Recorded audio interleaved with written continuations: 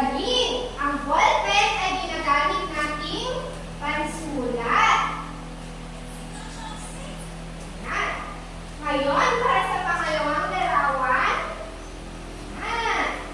Ano ang nasa larawan, class? Yes, Sir Paulo?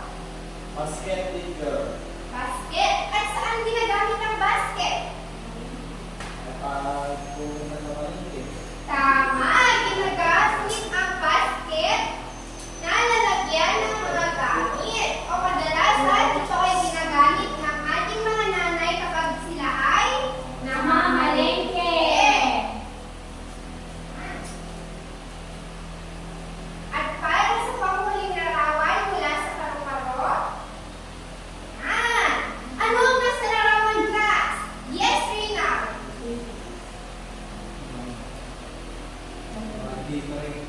Tama, isang inuming pampalakas o bakery. Para saan ito, anak? Pampalakas ng Magaling! Ang bakery ay iniinom natin kadalasan upang lumakas ang ating pangangatawan. Yan. Ngayon, dumako na tayo sa kahon ng mga bulaklak. Para sa unang larawan mula sa kahon na ito, ano ang nasa larawan, class? Yes, Mia. Guro, teacher. Ano ang ginagawa ng isang guro? Nagtuturo po. Mahusay. Ito ay isang guro. At ang ginagawa ng isang guro ay nagtuturo.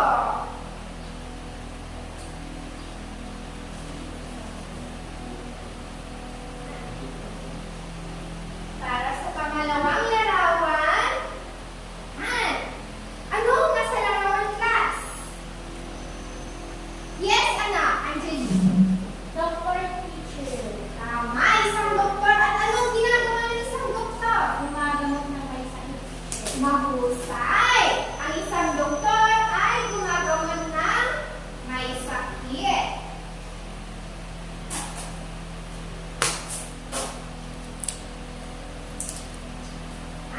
At para sa panghuling larawan mula sa kahon ng mga bulaklak,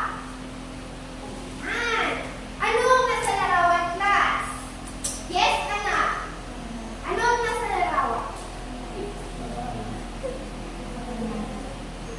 Tama, isang mananaki. At anong ginagawa ng isang mananaki? Mahusay. Ang mananaki, ang mga gumagawa ng ating mga damit. Katulad ng suot nyo ngayon, hindi ba nakakagaling nila? O gawang damit na ating sinusuot sa pang-araw-araw. Ayan. Sa unang kahon, meron tayo dito, ballpen, bag, at isang inuming pampalakas. Sa pangalawang kahon, merong guro, doktor, at isang mananaki. Ngayon, class, batay sa mga larawang ito, ano sa tingin ninyo ang pag-aaralan natin ngayong araw na ito? Batay dito at dito. Yes, Reynald? pagkakaiba ng process. Magaling! Ang ating pag-aaralan ngayong araw na ito ay tumapatungkol sa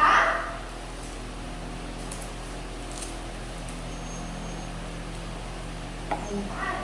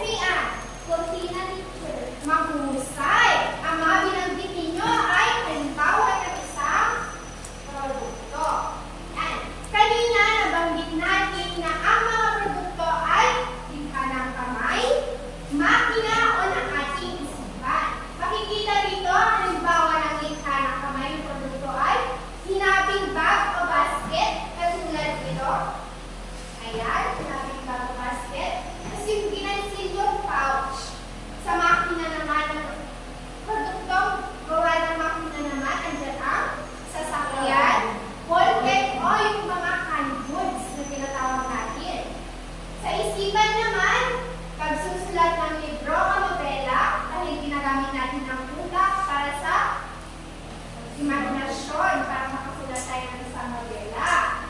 At andyan din ang paggawa ng computer program. Ayan. Masasabi natin ang isang produkto ay gawa ng kamay kung ito ay nagawa gamit ang kamay ng tao. Katulad na ng basket, pwede na nga sinabi ko, tela at iba pa. Yung mga hinahapong tela. Ayan. Gawa naman sa makina kung ang produktong ito ay likha gamit ng makina. Siyempre, katulad na lang ng delata, ayan, delata, computer, rice cooker, at iba pa. At ito naman, samantalang masasabi naman itong likha ng isipan, kung ang produktong ito ay likha gamit ang isipan ng tao, katulad na lang ng pagsusulat ng nobela o aklat, ayan, nasabi ko kanina, at maaanihin ang pagtitinda, dahil ito ay likha ng ating imahinasyon at isipan. Hindi ba't ang mga pinta ay gawa ng ating mga utak, mga anak? Opo. Kaya ito ay nabibilang sa produkto likha ng ating isipan. Naintindihan niyo na ba ang produkto, anak? Ibig sabihin nito? Opo, teacher. Magaling. Ngayon ay tumako na tayo sa serbisyo. Ang serbisyo ay tumutukoy sa paglilingkod, pagtatrabaho o pag-aalay ng mga gawain na may pabarayan ayon sa iba't ibang kasanayan at pangangailangan sa pamumunan. Ayan. Sinasabi dito mga anak na ang serbisyo daw ay yung paglilingkod natin. Hindi ito nakakawakan sapagkat ito ay paglilingkod lamang na nababayaran. Ayan. Hindi ito nakahawakan o nakakain. Ngunit ito ay nakikita at nakakapakinabangan ng mga tao. Tandaan niyo yan mga anak ha? Ang serbisyo ay hindi nakakawakan at ito ay nakikita lamang o nakapakinabangan. Ang serbisyo ay nakahati sa iba't ibang sektor gaya ng profesional, technical at kasanayan. Unahin natin ang profesional. Yes, Rinald, maaaring pong basahin. Professional. Kinakailangan makapagtapos ng kurso sa kolehiyo at nakapasa sa work exam upang makakuha ng lisensya at makapaglingkod sa professional service sector. Maraming salamat. Ayan, sinasabi dito na ang professional daw na serbisyo mga anak ay yung nakapagtapos ka sa kolehiyo at nakakuha ka ng lisensya, yung nakapasa ka sa board. Halimbawa ng serbisyong ito ay guro, abogado, at pulis. Ayan, bukod sa mga nabanggit ko mga anak, maaari ba kayong magbigay ng isang serbisyo na college graduate, nakapasa sa board, at may lisensya? Maliban kay Reynald. Yes, Angeli? Doctor, teacher. Mahusay. Ano pa? Yes, sir. Engineer. Magaling. Isa pa. Yes, Reynald. Electrician. Napakahusay. Naiintindihan niyo na ba ang professional na serbisyo mga anak? Muli, naiintindihan niyo na ba mga anak? Opo, teacher. Yan, dumako na tayo sa serbisyong teknikal. Sir Paulo, maaari mo bang basahin? Serbisyong nangangailangan ng mga kaalaman sa paggawa ng mga bagay o pagpupundi gamit ang iyong karawang teknikal. Ay, sinasabi dito mga anak na ang serbisyong teknikal daw ay dapat meron kang kaalaman sa teknikal. O sa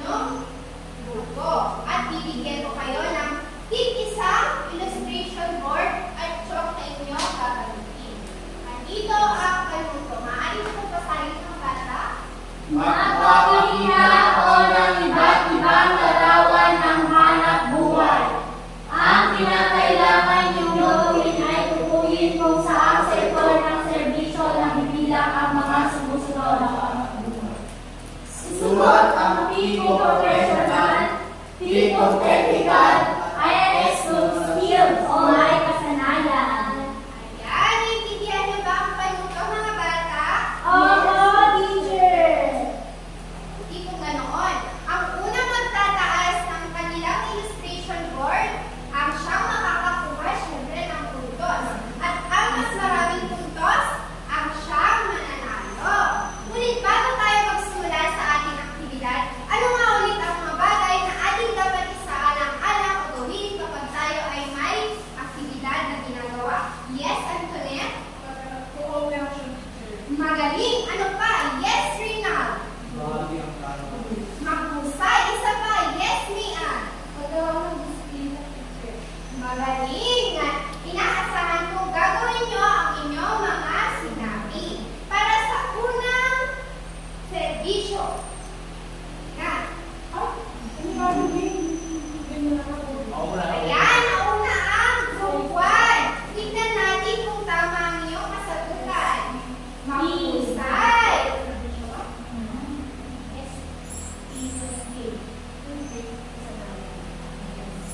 Yan. Para sa pangalawang serbisyo. Ayan, nauna ulit ang group 1. Tignan natin kung tama ang inyong kasagutan. Tama, mahusay group 1. Para sa pangatlong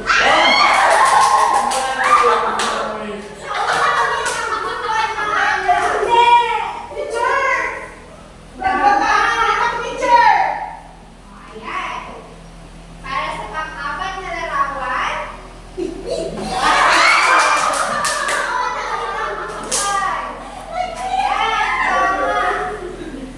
professional sapagkat may pagkayos at may board. Ayan, sa susunod na larawan.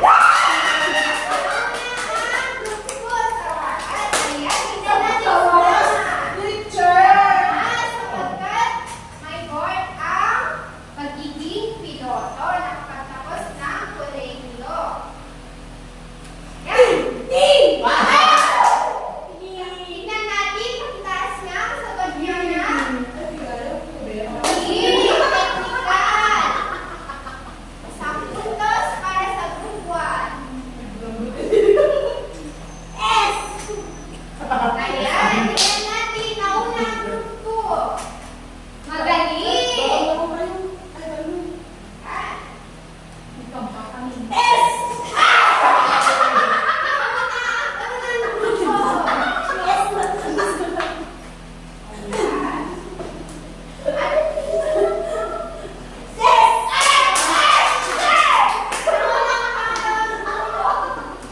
Tama.